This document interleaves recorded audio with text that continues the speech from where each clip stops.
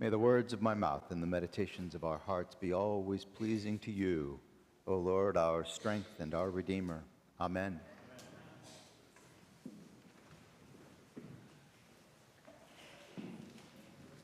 So this reading that we just heard from Paul's letter to the Galatians, it's a challenging reading, and honestly, this reading is the source of one of the reasons why I left the church as a young adult. I decided I didn't need the church and all of its moralism and all of its rules and judgments, and this passage was right at the heart of my struggle with the church as I saw it in those days. And the heart of the problem for me was Paul's use of the language about the flesh and the spirit. And the way that I heard that as a young adult, and the way that I learned that, the way that I experienced that in church, was that the language about flesh is about sin of the flesh. And of course, that means sex and all the things that you do with your body and with other people that you should not be doing.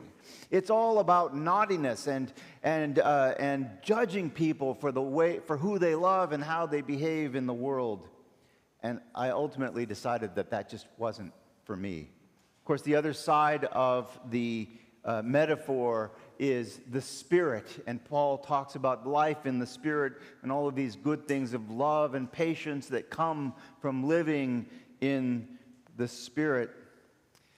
And over the years, I'm not the only one who has struggled with understanding what Paul was talking about in this passage. In fact, from the very earliest years of the church, people have misinterpreted what Paul said and misinterpreted what Jesus was about. And that has led to some of the most significant and troublesome heresies that have plagued the church. One of the earliest heresies was categorized or labeled as Gnosticism.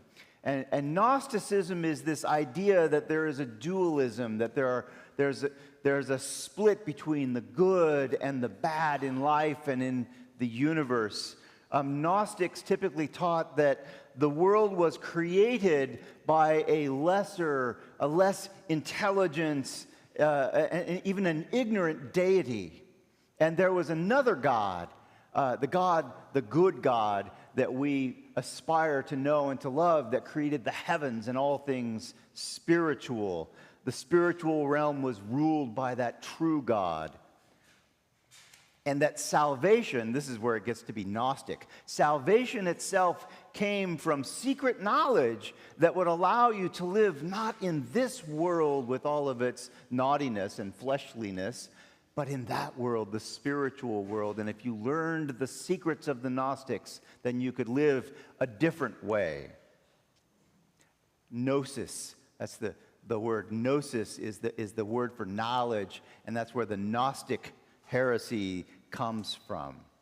There were other versions of these heresies. There was Manichaeism, founded by Mani, a guy named Mani, in the 3rd century, and he taught that the universe was basically a battleground between two eternal principles of light and darkness. So again, it's this dualism.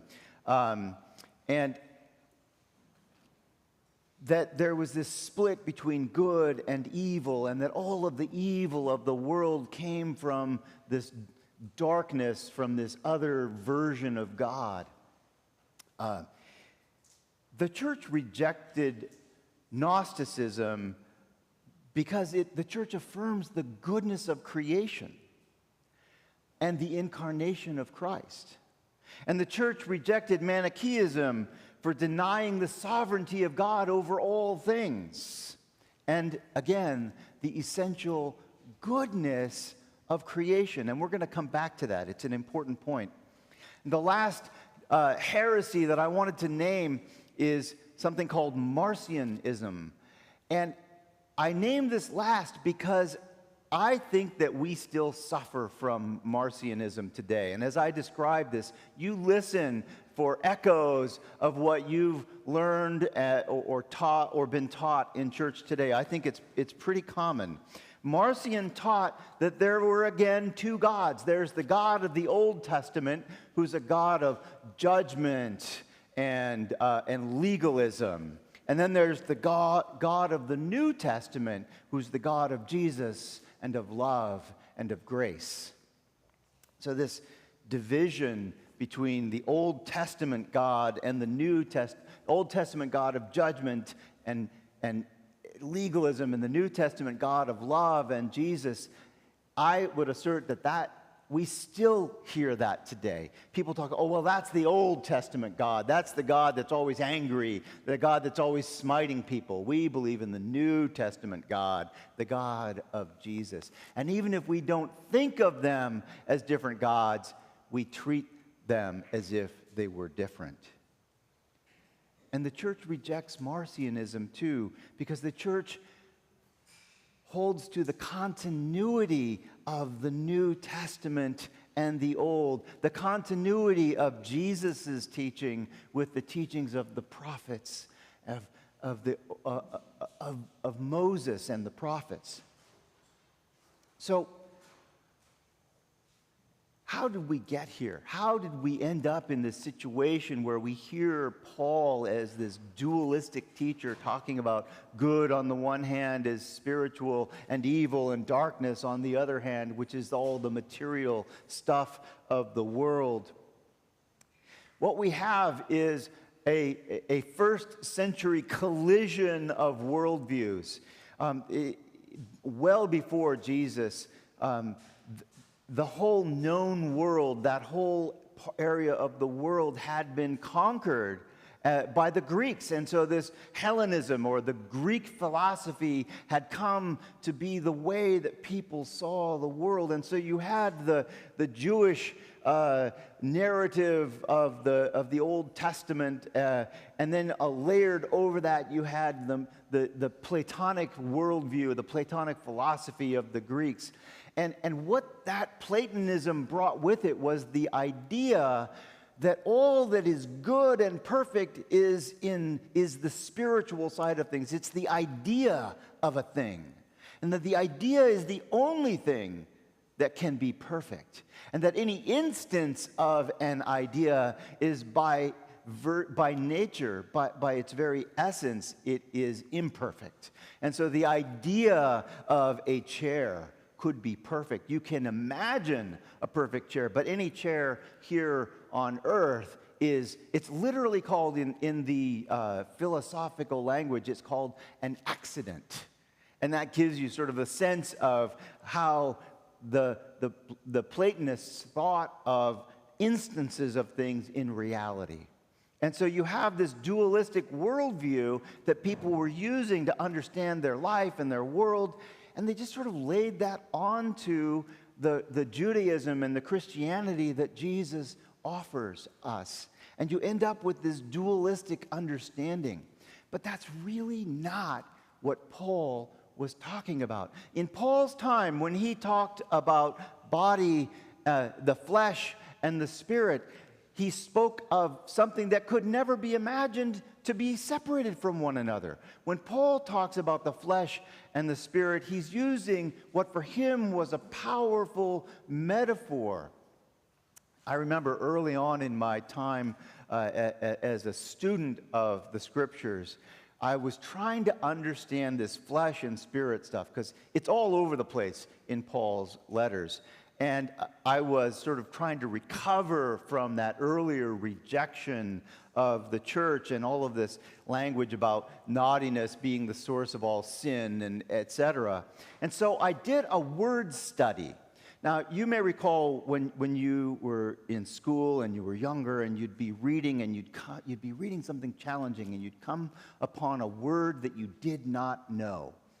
And we were taught that if you don't know the word, look for other places where that word is used. And by the context in which it's used, you can figure out the meaning of the word itself. So find 3 or 4 or more instances of that word's use, and you can come to understand it. And so I decided I was going to do that with flesh and spirit in Paul's letters. And what I found as I did that, I literally took flesh and I said, okay, anytime I see the word flesh, it'll be word 1. We're not going to let it have the meaning of flesh as we think of it today. And anytime I saw spirit, it would just be word 2. And my goal was to understand what word 1 and word 2 meant in Paul's writings. And what I found was that what Paul was talking about was a disposition. He was talking about a way of being in the world. He wasn't talking about what we do with our bodies. He wasn't talking about naughtiness. What he was talking about was how we relate to other people. And whether we relate to other people through a selfish, self-serving approach to life, which would be what he meant by word 1. And in case you forgot, that was flesh, okay? And what he meant by word 2, or spirit, was a generous and outgoing perspective, one of generosity and caring for others. And so the idea of flesh became this inwardly focused, selfish, self-serving way of being in the world, and spirit became this engaging, loving, relationship-building way of being in the world. And Paul gives us a clue about that. Early in the reading that we heard, Paul says, through love, become slaves to one another. Now, again, this is another instance where we have to recover what Paul would have meant, because today in America, when we talk about slavery, we cannot think of anything but the slavery of African Americans, people who were brought here against their will, and because of their race, they were held in perpetual slavery, and a whole system was built up that persists to this day of declaring certain people to be less human than others. But that's not what Paul is talking about here. In Paul's world, a slave was another status within a household. You have the patriarch, the mother and the father. You have the people who are in charge of the household, and you have their children, and you have their servants, and you have their slaves. And a slave is someone who is a part of the household, and everything that they do, especially economically, any work that they do accrues benefit to the household. They don't have the right to accrue that benefit to themselves for the most part. It goes to the household. That's what slavery was. It didn't mean that they were a lesser human being. It didn't mean that they were a different class. Well, maybe a different class, but not a different race. So Paul says, through love, become slaves to one another. And what he's saying is, through love, live as though your efforts, all of your living, would be for the benefit of those around you. Live as though your very being could be a blessing to your family and to your community and to your synagogue or church group. And then he goes on and he gives these lists. And if you listen to these incredible lists of the fruits of the flesh and the fruits of the Spirit, not as a list of ways to be naughty and ways to be good, it all makes sense. For the works of the flesh are obvious: fornication, impurity, licentiousness, factions, envy, drunkenness, carousing, and things like this. And the works of the Spirit: joy, love, joy, peace, patience, kindness, generosity, faithfulness, gentleness, and self-control. And this matters. It matters that we not slip into a dualistic way of reading Paul. Because I'm not the only one who's ever left the church because someone told me that the way that I felt about other people was a sin. I'm not the only one who's struggled with a church that comes off as sounding judgmental and legalistic, kind of like that Old Testament God that Marcion talked about. That's not what Paul is calling us to. Paul is calling us to something a lot more like what Jesus was talking about when he told the parable of the Good Samaritan. And in fact, when you read the parable of that compassionate Samaritan, what you find is someone who is showing the very fruits of the Spirit that Paul lists: love, joy, peace, patience, kindness, generosity, faithfulness, gentleness, and self-control.